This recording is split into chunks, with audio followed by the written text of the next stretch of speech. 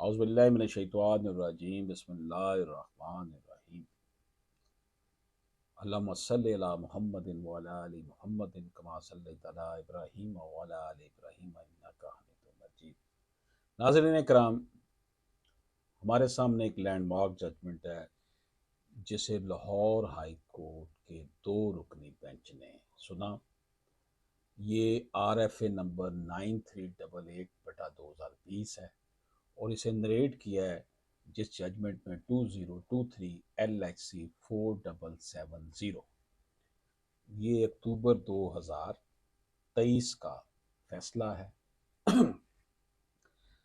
اب یہ جو RFA پیش ہوئی ہائی کورٹ پہ، یہ کیوں پیش ہوئی؟ The appellant instituted a suit for recovery of damages on the basis of malicious prosecution۔ جو appellant ہے ظفر محمود اقبال یا ظفر محمد اقبال بنتا ہے، اس نے ایک اپیل دائر کی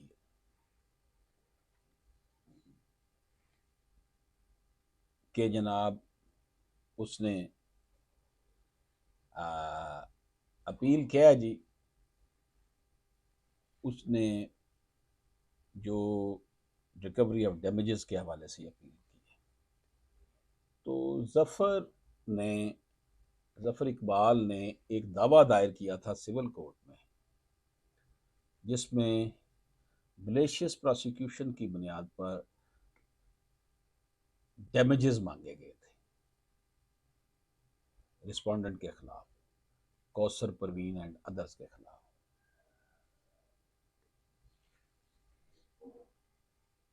کہ اس نے ان کے خلاف، خاتون نے اس کے خلاف مسلینیس اپلیکیشن دی تھی، فکٹیشیس، فیبریکیٹڈ، بوگس، اور اس خاتون نے اس کے خلاف FIR درج کروائی۔ اب یہ اس شخص کا موقف تھا کہ اس کو غلط طور پر اس کے خلاف درخواست بازی کی گئی، FIR درج کروائی گئی، اس لیے اس نے recovery of damages on the basis of malicious prosecution دائر کر دی کہ میری جو ہے وہ شہرت کو نقصان پہنچایا گیا۔ اب ہوا یہ کہ یہ ٹرائل کورٹ نے، اب وہ جو خاتون جس کے خلاف اس نے کیس کیا تھا وہ عدالت میں پیش نہیں ہوئی، ٹرائل کورٹ نے اس کیس کو، اس دعوے کو مسترد کر دیا، ڈسمس کر دیا۔ اب وہ شخص اپیل میں ہائی کورٹ میں آیا ہے۔ ہائی کورٹ میں 2 جج اس کو سن رہے ہیں RFA کو۔ اب اس کیس کا جو ایشو ہے جو ہم ڈسکس کرنے جا رہے ہیں کہ کیا whether every criminal prosecution inquiry which ends in the clearing of the opponent is per se entitle the opponent to file a suit for compensation۔ کہ اگر کوئی شخص کسی کے خلاف فوجداری درخواست دیتا ہے، کوئی انکوائری کرواتا ہے، پولیس میں درخواست دیتا ہے، اور وہ درخواست بعد میں جھوٹی ثابت ہوتی ہے یا FIR جو درج ہوتی ہے وہ جھوٹی ثابت ہوتی ہے، تو کیا جس کے خلاف یہ سارا کچھ کیا ہوتا ہے، کیا وہ اب اپنا جو اس کے ساتھ یہ اسے ہراساں کیا گیا، اس کی شہرت کو نقصان پہنچایا گیا، کیا اس کے لیے وہ ڈیمیجز کا سوٹ فائل کر سکتا ہے؟ ایوری کرمنل پروسیکیوشن، ان کا جی کیا ہر ایک میں ایسا ہو سکتا ہے کہ اگر کسی نے درخواست بازی کر کے آپ کی شہرت کو نقصان پہنچایا، آپ کو تنگ کیا، FIR جھوٹی کروائی، تو کیا آپ کسی کے خلاف ڈیمیجز کا دعویٰ کر سکتے؟ تو اب اس میں یہ دیکھا جا رہا ہے کہ کیا ہر جو آپ کے خلاف جھوٹی درخواست بازی کی گئی ہے، کیا اس سے آپ اس کے خلاف ڈیمیجز کا دعویٰ کر سکتے ہیں کہ جناب اس نے میرے ساتھ یہ کیا ہے؟ تو کسی کے خلاف اگر جھوٹا کیس کیا گیا ہے، دعویٰ کیا گیا ہے، تو کیا ہر جھوٹا دعویٰ جو ہے وہ آپ کو اس قابل بنا دے گا، ہر جھوٹا اپلیکیشن یا ایف آئی آر آپ کو اس قابل بنا دے گی کہ آپ جس نے آپ کے ساتھ یہ جھوٹا کیس کیا ہے، جو بعد میں آپ کے حق میں جھوٹی درخواست ختم ہو گئی ہے، تو آپ اس قابل ہیں، اہل ہو گئے ہیں کہ آپ اس کے خلاف ڈیمیجز کا دعویٰ کر دیں۔ It is now settled law that every criminal prosecution query which ends in the clearing of opponent will not be per se entitle the opponent to file a suit for compensation۔ اب honourable high court کا یہ جو دو رکنی bench ہے یہ کہہ رہا ہے کہ یہ سیٹلڈ لا بن چکا ہے کہ اگر مخالف کے خلاف آپ نے کوئی ایسا کرمنل پروسیکیوشن کی ہے، اس کے خلاف کوئی فوجداری کیس کیا ہے، کوئی ایف آئی آر درج کی ہے، اور انکوائری کے بعد وہ اس میں سے جو ہے وہ پاک صاف نکلا ہے کہ جی اس کے خلاف کوئی جرم ثابت نہیں ہوا، تو وہ پھر اپنے مخالف کے خلاف کمپنسیشن کا دعویٰ جو ہے وہ نہیں کر سکتا۔ یعنی کہ یہ لازمی نہیں ہے کہ اگر آپ کے خلاف کسی نے ایف آئی آر درج کروائی ہے، لازمی نہیں ہے کہ آپ کے خلاف کسی نے کوئی درخواست دی ہے جھوٹی اور وہ پھر بعد میں جھوٹی ثابت بھی ہو گئی ہے اور آپ کلیئر بھی ہو گئے ہیں درخواست بازی سے، لیکن آپ اس کے خلاف کمپنسیشن کے لیے ڈیمیجز کا دعویٰ نہیں کر سکتے۔ یہ آنریبل ہائی کورٹ کہہ رہی ہے۔ Successful proceeding initiated under this law required that the original proceeding must have been malicious and without cause۔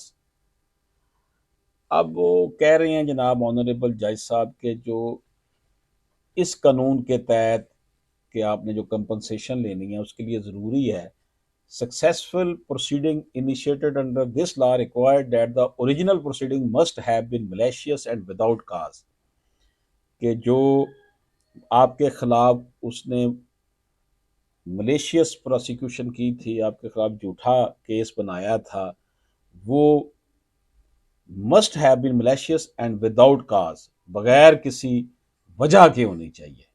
یہ آپ نے ثابت کرنا ہے کہ یہ بغیر کسی وجہ کے، یعنی کہ اسے کوئی کسی اور چیز کے ریئیکشن میں نہیں آیا تھا۔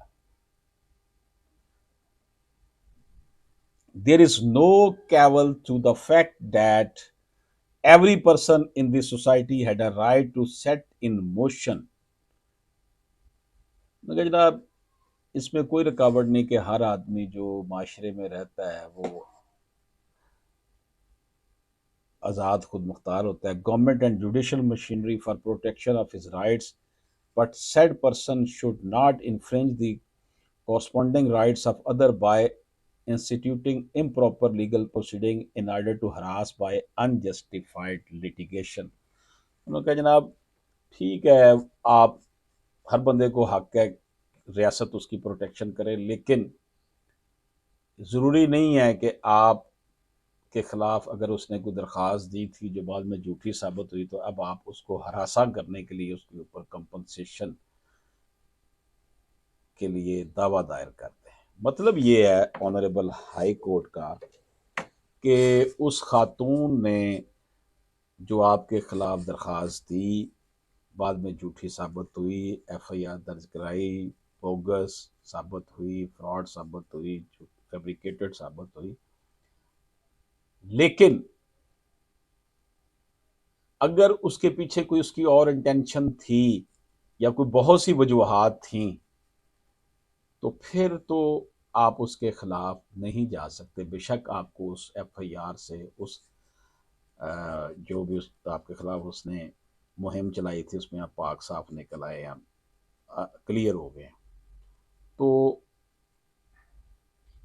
وداؤٹ کاز کی بات کی ہے اس نے، آنریبل ہائی کورٹ نے کہا ہے وداؤٹ کاز کہ original proceeding must have been malicious and without cause. اس نے یہ ثابت کرنا ہے کہ جو ملیشیس پروسیکیوشن تھی بغیر کسی کاز کے تھی، تب وہ بندہ حد کے عزت کی وجہ سے، ملیشیس پروسیکیوشن کی وجہ سے کمپنسیشن کے لیے ڈیمیجز کا دعویٰ کر سکتا ہے، ورنہ نہیں۔ اب یہ بڑے حساس معاملات ہیں۔ Every criminal prosecution inquiry which ends in the clearing of opponent is not per C entitle the opponent to file a suit for compensation. ہر جو ایسا انکوائری ہے جس سے اپوننٹ جو ہے وہ کلیئر ہو جاتا ہے، وہ اپوننٹ کو اس اہل نہیں کر دیتا کہ وہ سوٹ فار کمپنسیشن دائر کر سکے۔ اس کے لیے کاز کو دیکھنا پڑے گا، وجوہات کو دیکھنا پڑے گا کہ یہ وجوہات آخر کیا تھیں کہ اس خاتون نے اس کے خلاف ایف آئی آر درج کروائی، اور وہ ایف آئی آر جو تھی وہ خارج بھی ہو گئی۔ The present appellant instituted the suit for recovery of، جو ہے وہ اس نے ریکوری کا دعویٰ کیا ہے جناب،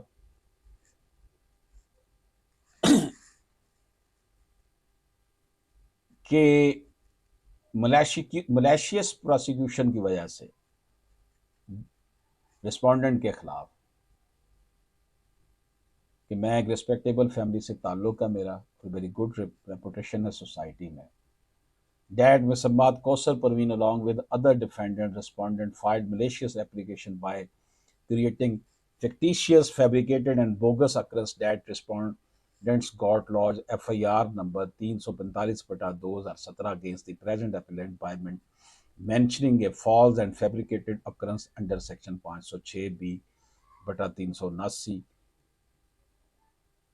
506B/379 P P C at police station صدر پتوں کی، انہوں نے پتوں کی میں میرے خلاف یہ جھوٹی درخواست کروائی۔ Whereas no such occurrence took place، کوئی ایسا وقوع ہی نہیں تھا جس کی بنا پر اس نے یہ کرایا۔ That after detailed investigation by the concerned authorities, a cancellation report was prepared which was submitted to the concerned area magistrate۔ Detailed inquiry میں یہ جو ظفر صاحب ہیں یہ جو ہے بے گناہ قرار دیے گئے اور ان کو ڈسچارج کر دیا گیا پرچے میں سے، مجسٹریٹ کے پاس یہ رپورٹ جمع کروا دی گئی۔ مجسٹریٹ صاحب who agreed with the same and discharged the present appellant، اس شخص کو انہوں نے ڈسچارج کر دیا۔ The other miscellaneous applications were also dismissed by the concerned authorities that due to above mentioned applications the present appellant suffered mental torture, that the said allegation affected the honor and reputation of appellant's family۔ اس نے کہا جناب میرے خلاف اور بھی بہت سی درخواستیں دی گئی جس سے مجھے ٹینشن کا سامنا کرنا پڑا۔ Respondent defendants were summoned but despite service they did not appear before the learned trial court۔ Trial court میں یہ لوگ، وہ خاتون نہیں آئی اور دوسرے بھی جن لوگوں کو ڈیفینڈنٹ بنایا تھا نہیں آئے۔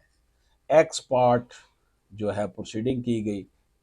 The appellant produced his ex parte evidence oral as well as documentary۔ تو جو یہ ظفر ہے اس نے ایکس پارٹ ایویڈنس میں حصہ لیا، زبانی بھی اور کاغذی طور پر بھی، ڈاکومنٹری بھی اپنی شہادت دی۔ 3/1/2020 کو اس کا جو دعویٰ تھا کمپنسیشن کا اسے خارج کر دیا ٹرائل کورٹ نے۔ جو اب اس میں سٹانس تھا ہائی کورٹ میں، The learned counsel for the petitioner has argued that learned court below has wrongly decided the case against appellant and has failed to appreciate the material available on the record in true perspective۔ انہوں نے کہا perspective جو true perspective تھے اس پہ صحیح معنوں میں نہیں دیکھے حالات و واقعات کیس کے۔ یہ جناب نا صورتحال ہے۔ جبکہ اس خاتون کے جو وکیل صاحب تھے انہوں نے کہا نہیں نہیں ٹرائل کورٹ نے صحیح فیصلہ کیا جس کا کیس۔ اب آنریبل ہائی کورٹ جو ہے کہتی ہے undeniably in the plaint the plaintiff has prayed for award of damages on account of leveling of false allegation against the respondents in the FIR lodged against the appellant with malice, and due to this an inquiry was conducted ان کا جناب inquiry conduct کی گئی اور اس کے خلاف جو ہے وہ سارا کچھ جھوٹا ثابت ہوا.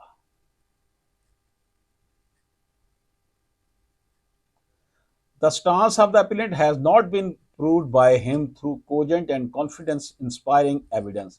یہ ہائی کورٹ کہہ رہی ہے جی اس نے ہمارے سامنے جو ہے وہ کوئی کوجنٹ ایویڈنس نہیں دی ہے. The litigation between the parties over drainage of waste water is admitted, which shows that hostility occurred between the parties. کیونکہ جناب دونوں فریقین کے درمیان کیونکہ مقدمہ بازی چل رہی تھی، آپس میں ان کے اختلافات تھے، ہاسٹیلٹی پیدا ہوئی تھی، اس وجہ سے وہ تو قصہ پارینہ ہو گیا. پلوں کے نیچے سے بہت سا پانی گزر چکا ہے. اب اس کی بنا پر جو ہے وہ مسٹر ظفر جو تھے وہ یہ کیس نہیں کر سکتے تھے کمپنسیشن کا، کیونکہ وہ ان کے درمیان ایک ہاسٹیلٹی پیدا ہو گئی تھی دونوں فریقین کے درمیان مقدمہ بازی کی وجہ سے، لڑائی جھگڑے کی. The stance of the appellant has not been proved by him through cogent and confidence-inspiring evidence. Neither consistent trial was made nor the appellant was arrested by the police. Therefore, the appellant has failed to prove any dishonor and mental as well as financial loss alleged to have been caused to him via lodging FIR. انہوں نے کہا جناب نہ تو اس کو گرفتار کیا گیا، نہ اس کا ٹرائل ہوا، اس لیے اس کی وجہ سے اس کی کوئی بے عزتی نہیں ہوئی، نہ اس کو کوئی ذہنی ٹینشن کا سامنا کرنا پڑا. یہ آنریبل کورٹ کہہ رہی ہے، ہمیں اس سے اختلاف ہو سکتا ہے کیونکہ یہ فیصلہ آ چکا ہے. تو in view of the above, the appeal in hand fails, which is hereby dismissed with no order as to cause.